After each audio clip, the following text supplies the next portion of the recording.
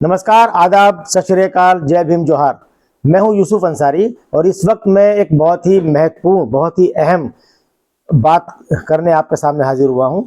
जैसा कि आपको पता है कि बीती रात भारतीय वायुसेना ने पाकिस्तान और पाक अधिकृत कश्मीर में आतंकियों के 9 ठिकानों पर हवाई हमले करके उन्हें नेस्तनाबूद कर दिया है।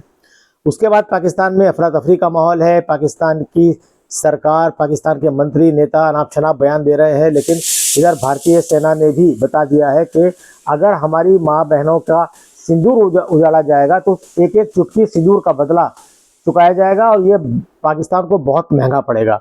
और जब इस एयर स्ट्राइक की जानकारी देने के लिए भारत की तरफ से सेना ने प्रेस कॉन्फ्रेंस आयोजित की, तो बहुत महत्वपूर्ण फैसला प्रधानमंत्री नरेंद्र मोदी ने आज ये किया कि 2 महिला आर्मी ऑफिसर्स को फ्रंट पे लाया गया और उनके जरिए दुनिया को बताया गया कि किस तरह से भारत ने पहलगाम के आतंकी हमलों में जिन महिलाओं का सिंदूर उजड़ा था, उस एक एक चुटकी सिंदूर का बदला किस तरह से लिया है। तो ये 2 महिलाएं थी जिनकी दिन भर चर्चा होती रही और चर्चा में है और हर कोई इनके बारे में जानना चाहता है। तो सबसे पहले मैं आपको बता दूं कि इन 2 महिला, जो कि भारतीय सेना में एक है कर्नल सोफिया कुरैशी और दूसरी हैं वायुसेना की विंग कमांडर व्योमिका सिंह, और इनके साथ थे विदेश सचिव हमारे विक्रम मिस्री। तो इस प्रेस कॉन्फ्रेंस के जरिए इन 3 लोगों के जरिए एक ये मैसेज दिया गया कि किस तरह भारत में धार्मिक एकता, हर मजहब के लोग मिलकर रहते हैं, मिलकर बदला लेते हैं, और जो सांप्रदायिक तनाव पैदा करने की कोशिश की गई थी पहलगाम के आतंकी हमले से, उसे डिफ्यूज करने की काफी इस प्रेस कॉन्फ्रेंस के जरिए कोशिश की गई। तो ये प्रेस कॉन्फ्रेंस देखना बहुत ज़रूरी है ताकि हमें पता चले कि किस तरह देश की बेटियों ने इस पाकिस्तान पर हवाई हमले को अंजाम दिया और उसके बाद दुनिया को उसकी जानकारी दी। तो जो सरकार की तरफ से बताया जा रहा है, जो देश की बेटियों ने पूरी दुनिया को बताया, वो आप भी सुनिए, उन्हीं के मुंह से सुनिए, इस पूरे हमले की कहानी उन्हीं की जुबानी सुनिए। तो हाजिर है ये पूरी प्रेस कॉन्फ्रेंस आपके लिए। The lady officers that you see in the frame are Colonel Sophia Qureshi and Wing Commander Vyomika Singh, who are briefing the media on Operation Sindoor.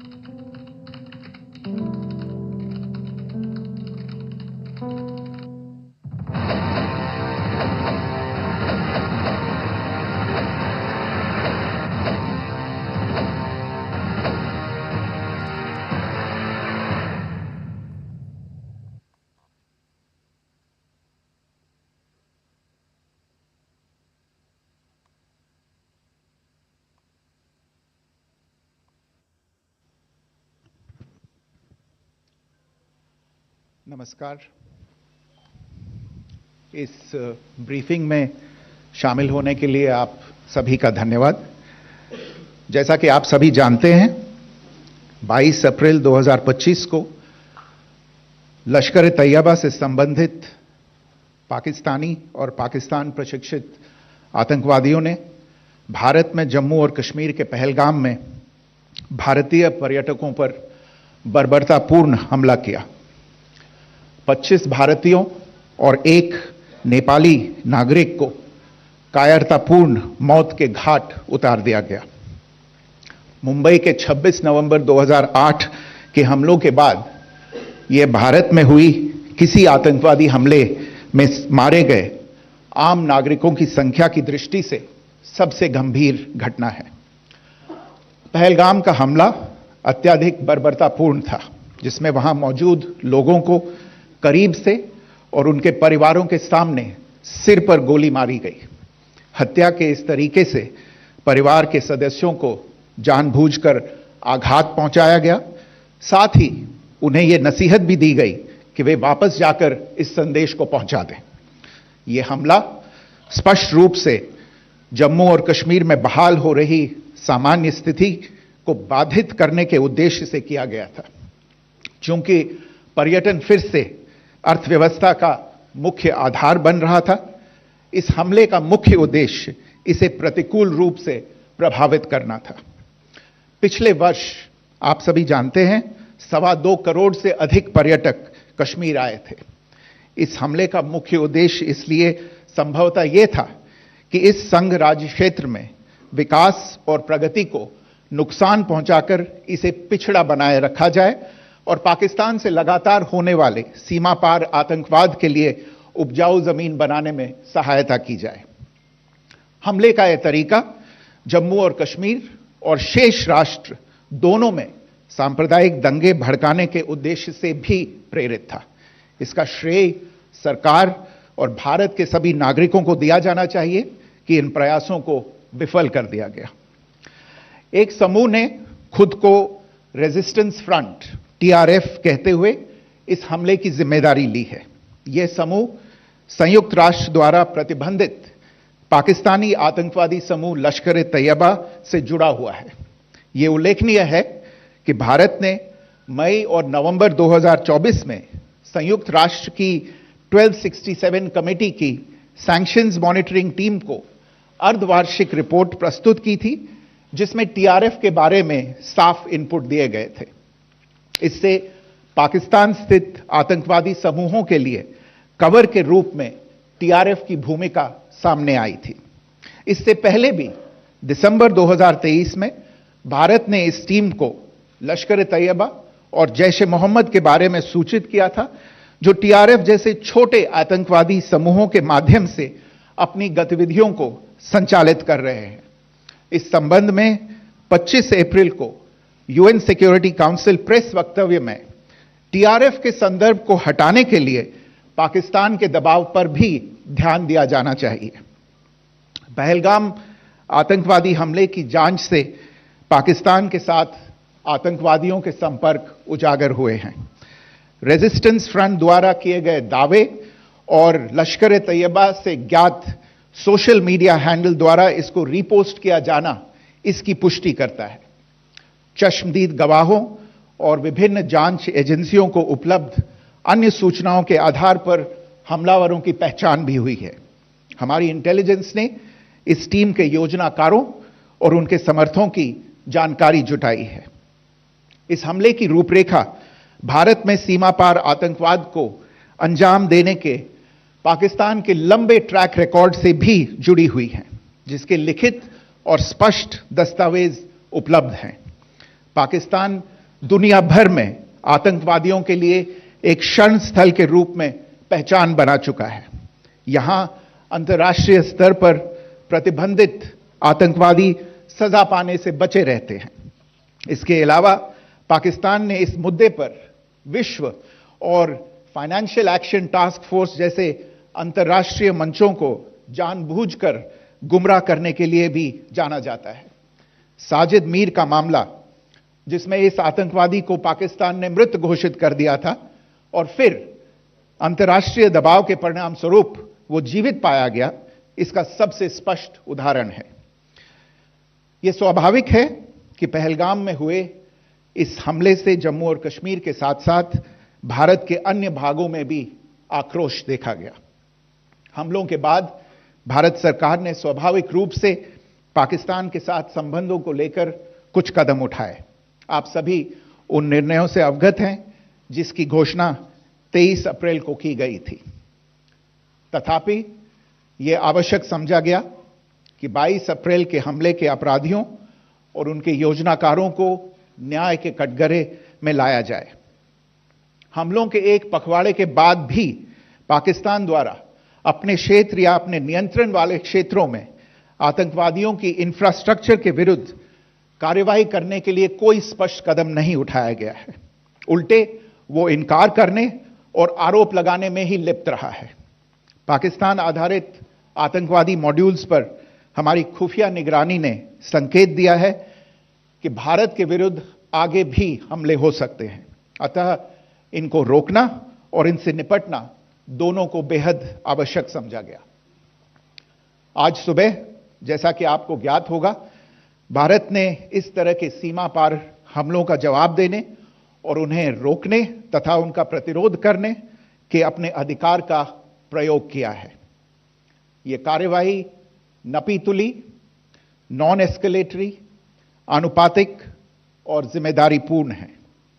यह आतंकवाद की इंफ्रास्ट्रक्चर को समाप्त करने और भारत में भेजे जाने वाले संभावित आतंकवादियों को अक्षम बनाने पर केंद्रित है।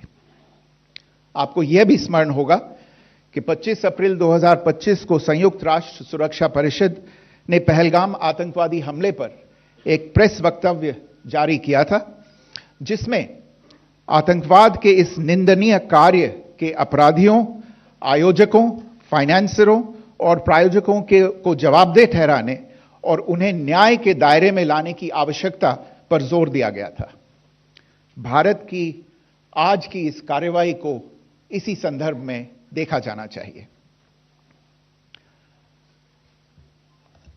Good morning. Thank you all for joining this briefing. As you are all aware, on April 22, 2025, Pakistani and Pakistan-trained terrorists belonging to the Lashkar-e-Taiba carried out a savage attack on Indian tourists at Pahalgam in Jammu and Kashmir in India. They murdered 26 people, including one national of Nepal, causing the largest number of civilian casualties in a terrorist attack in India since the 26 November 2008 attacks in Mumbai. The attack in Pahalgam was marked by extreme barbarity, with the victims mostly killed with headshots from close range and in front of their families. Family members were deliberately traumatized through the manner of the killing, accompanied by the exhortation that they should take back the message. The attack was clearly driven by the objective of undermining the normalcy returning to Jammu and Kashmir. In particular, it was designed to impact the mainstay of the economy, tourism, with a record 23 million tourists visiting the valley last year. The calculation, presumably, was that harming growth and development in the Union Territory would help keep it backward and create fertile ground for continued cross-border terrorism from Pakistan. The manner of the attack was also driven by an objective of provoking communal discord, both in Jammu and Kashmir and the rest of the nation. It is to the credit of the government and the people of India that these designs were foiled. A group calling itself the Resistance Front has claimed responsibility for the attack. This group is a front for the UN-proscribed Pakistani terrorist group Lashkar-e-Taiba. It is notable that India had given inputs about the TRF in the half-yearly report to the monitoring team of the UN's 1267 Sanctions Committee in May and November 2024, bringing out its role as a cover for Pakistan-based terrorist groups. Earlier too, in December 2023, India had informed the monitoring team about Lashkar and Jaish-e-Mohammed operating through small terror groups such as the TRF. Pakistan's pressure to remove references to TRF in the April 25 UN Security Council press statement is notable in this regard. Investigations into the Pahalgam terror attack have brought out the communication notes of terrorists in and to Pakistan. The claims made by the Resistance Front and their reposting by known social media handles of the Lashkar-e-Taiba speak for themselves. Identification of the attackers based on eyewitness accounts as well as other information available to law enforcement agencies has also progressed. Our intelligence has developed an accurate picture of the planners and backers of this team. The features of this attack also tie in with Pakistan's long track record of perpetrating cross-border terrorism in India, which is well documented and beyond question. Pakistan also has a well-deserved reputation as a haven for terrorists from around the world, with internationally proscribed terrorists enjoying impunity there. In addition, Pakistan has been known to willfully mislead the world and international forums, such as the Financial Action Task Force, on this issue. The Sajid Mir case, in which this terrorist was declared dead, and then, in response to international pressure, brought back to life, found alive and arrested, is the most glaring example. The latest attack in Pahalgam has understandably generated deep anger in Jammu and Kashmir and in other parts of India. Following the attacks, the government of India naturally responded with a set of initial measures relating to our engagement with Pakistan. You're all aware of the decisions that were announced on the 23rd of April. However, it was deemed essential that the perpetrators and planners of the 22nd April attack be brought to justice. Despite a fortnight having passed since the attacks, there has been no demonstrable step from Pakistan to take action against the terrorist infrastructure on its territory or on territory under its control. Instead, all it has indulged in are denials and allegations. Our intelligence monitoring of Pakistan-based terrorist modules indicated that further attacks against India were impending. There was thus a compulsion both to deter and to preempt. Earlier this morning, as you would be aware, India exercised its right to respond and preempt as well as deter more such cross-border attacks. These actions were measured, non-escalatory, proportionate, and responsible. They focused on dismantling the terrorist infrastructure and disabling terrorists likely to be sent across to India. You would also recall that the Security Council on 25th April 2025 had issued a press statement on the Pahalgam terror attack, underlining, and I quote, the need to hold perpetrators, organizers, financiers, and sponsors of this reprehensible act of terrorism accountable and bring them to justice, unquote. India's latest actions should be seen in this context. Joining me for this briefing on our actions earlier this morning are Colonel Sophia Qureshi and Wing Commander Vyomika Singh. I will request them to share some details regarding Operation Sindoor with all of you.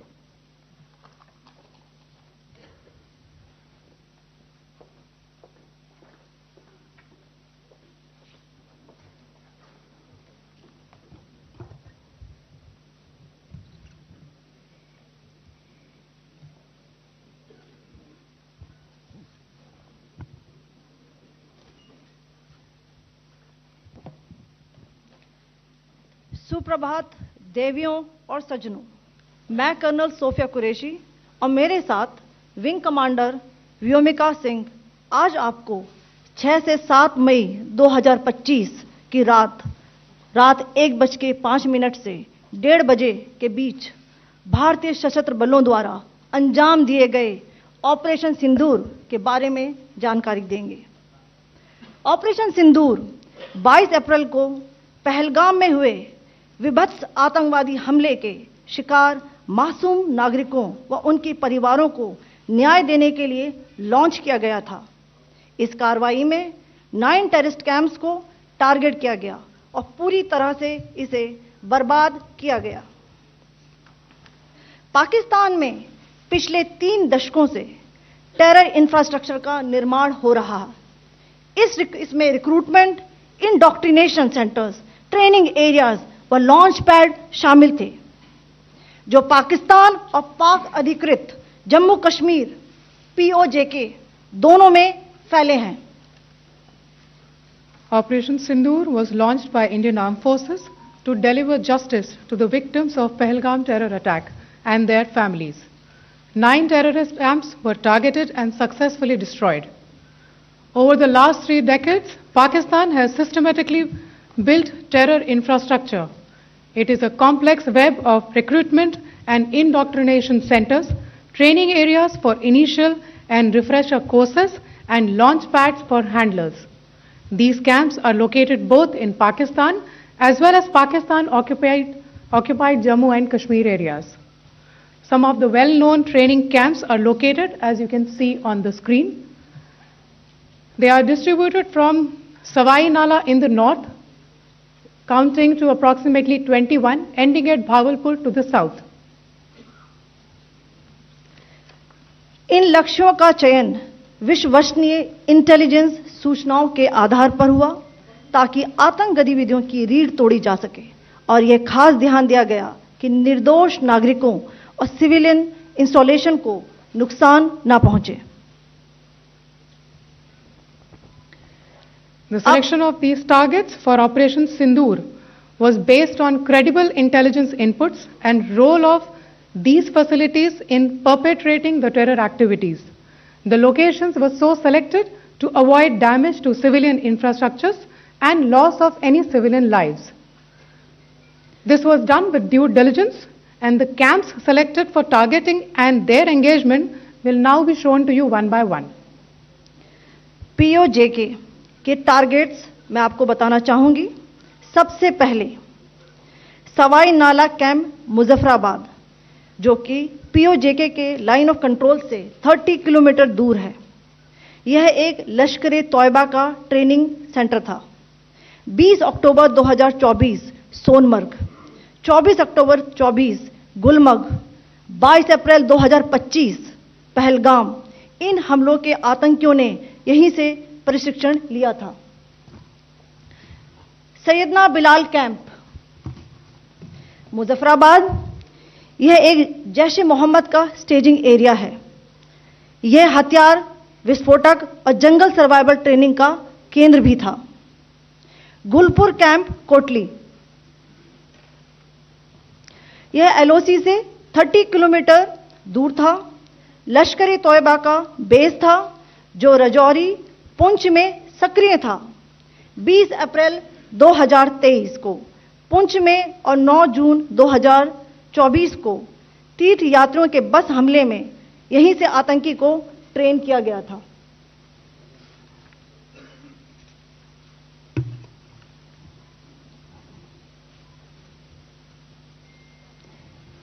Barnala camp Bhimber, यह LOC से 9 kilometre दूर है. यहां पर हथियार, handling, IED व जंगल survival का प्रशिक्षण केंद्र था. अब्बास कैंप कोटली,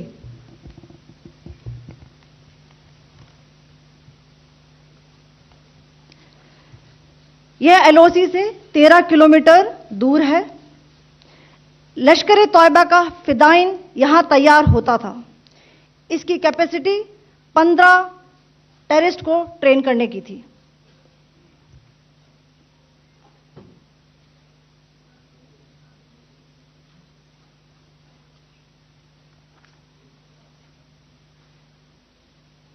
अब मैं पाकिस्तान के अंदर के टारगेट से अवगत कराना चाहूंगी.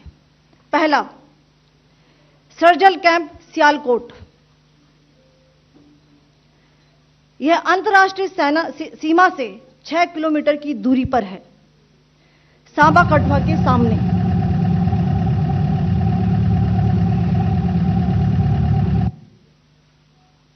मार्च 2025 में जम्मू एंड कश्मीर पुलिस के 4 जवानों को की जो हत्या की गई थी, उन आतंकवादियों को इसी जगह पर ट्रेन किया गया था.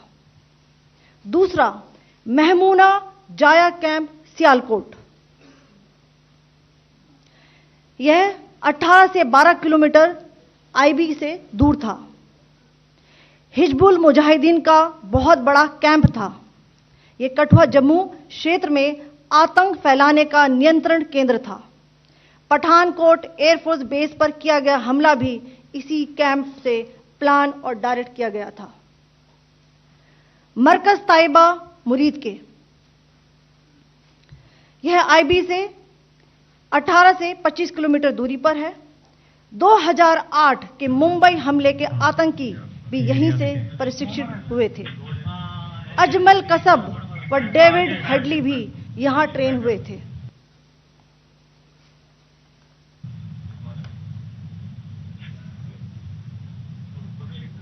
ये दूसरा आया।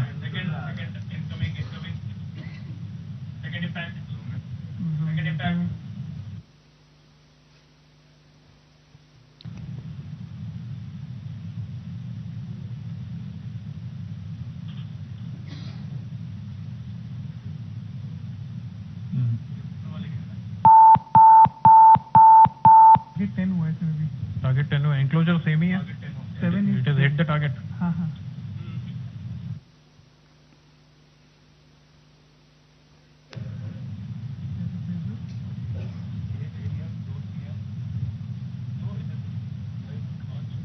आ गया sir impact.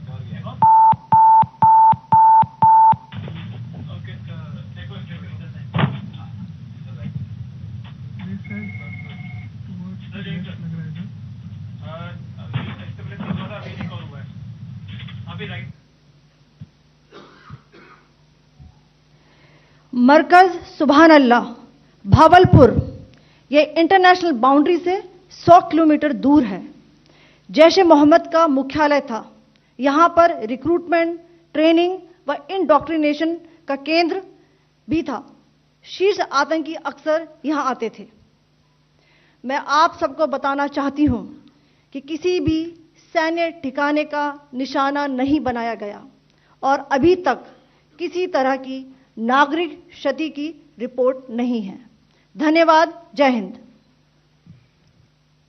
The strike on the terror camps were undertaken through precision capability, as shown to you. A niche technology weapons with careful selection of warheads was ensured so that there will be no collateral damage. The point of impact in each of the target was a specific building or a group of buildings. All the targets were neutralized with clinical efficiency, and the results reiterate the professionalism of the Indian Armed Forces in the planning and execution of their operations. No military establishments were targeted. India has demonstrated considerable restraint in its response. However, it must be said that the Indian Armed Forces are fully prepared to respond to Pakistani misadventures, if any, that will escalate the situation. Jai Hind, and thank you very much. Ladies and gentlemen, friends in the media, I ask your indulgence today in view of the fact that this is still an evolving situation. We will therefore not be able to take questions and answers today, but we will come back for more updates and more briefings shortly. Thank you all very much for joining us this morning. Thank you. Jai Hind. तो देखा आपने कि हमारी बेटियां किस तरह से confidence से भरी हुई थी जब वो ये जानकारी दे रही थी कि किस तरह पाकिस्तान से एक एक चुटकी सिंदूर का बदला लिया गया और पाकिस्तान को ये एक चुटकी सिंदूर कितना महंगा पड़ा है और आगे भी अगर पाकिस्तान की तरफ से कोई हिमाकत होती है तो उसका किस तरह से मुंह तोड़ जवाब दिया जाएगा, ये पूरी तरह से साफ है। तो दोस्तों, इस वीडियो में इतना ही। फिलहाल मुझे इजाज़त दीजिए। बहुत बहुत शुक्रिया।